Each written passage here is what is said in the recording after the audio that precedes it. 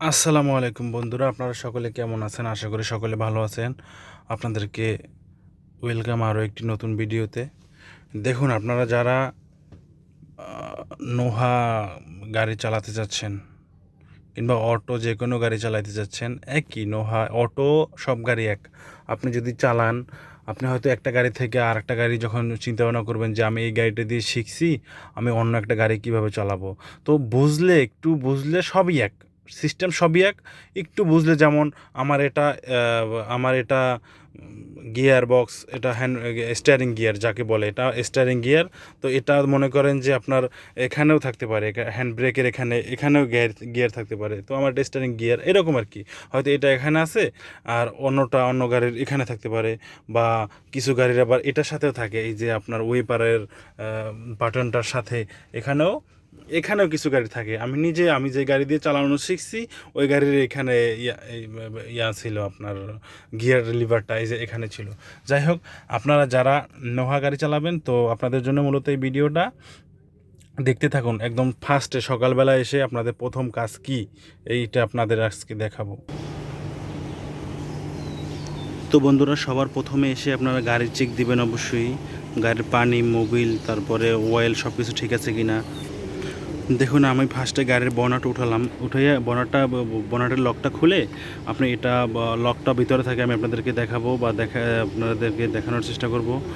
লকটা, এটা হলো লক, একটা চিহ্ন থাকবে, এটা হলো বনেটের লক। এই যে বনেটের লকটা দেখতে পাচ্ছেন, এটা হলো আপনার ওয়াইএলের লক। আপনি অকটেন নেবেন, এটা অকটেনের লক, এটা বনেটের লক। তো আমি লকটা টেনে বনেটটা খুলে প্রথমে মোবিল চেক দিবেন। এই যে এটা মোবিলের হলো আপনার মোবিলের যাকে বলে কাঠিটা, এটা দিয়ে মোবিল চেক দিবেন। আমি দেখতে পাইতেছি আমার গাড়ির মোবিল ঠিক আছে।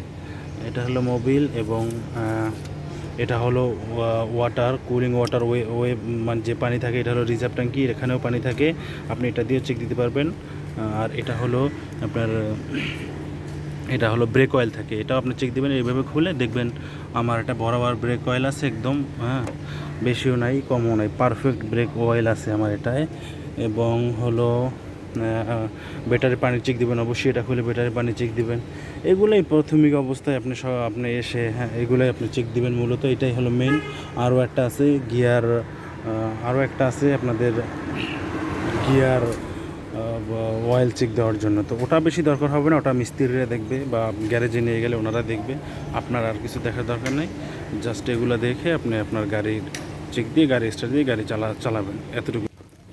তারপর এসে বন্ধুরা, আপনারা গাড়ির চাবি ঢুকাবেন, চাবি ঢুকিয়ে অবশ্যই স্টার্ট দেবেন গাড়ি। দেখুন, আমি স্টার্ট দিলাম। স্টার্ট দিয়ে আপনার গাড়ির সব কিছু ঠিক আছে কিনা দেখবেন, এসি দিয়ে আপনার ঠিক আছে কিনা সব দেখবেন।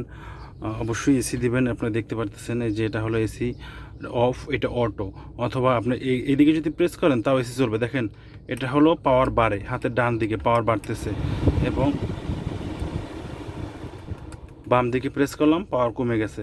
এবং আপনি যদি অটোতে দেন তো সম্পূর্ণ অটো, এখন অটো ঠান্ডা হয়ে অটোতে দিলে অটো ঠান্ডা হয়ে ওর মতো ও ঠান্ডা করে ওর মতো ও আপনার কি বলে, ওর মতো মানে বন্ধ হয়ে যাবে, কিংবা ওর মতো ঠান্ডা করতে থাকবে। যদি ঠান্ডা লাগে, বেশি গরম হয়, অটোমেটিক ঠান্ডা বেশি দিবে। যদি বেশি ঠান্ডা হয়ে যায়, অটোমেটিকও নর্মাল হয়ে যাবে। সব কিছু চেক দেওয়ার পরে গাড়ি স্টার্ট দিবেন। স্টার্ট দেওয়ার পরে গাড়ি আপনি চালাবেন। যাই হোক বন্ধুরা, আজকের ভিডিও এই পর্যন্ত। পরবর্তী ভিডিও দেখার জন্য অপেক্ষা করুন। ভালো থাকবেন সবাই। আসসালামু আলাইকুম।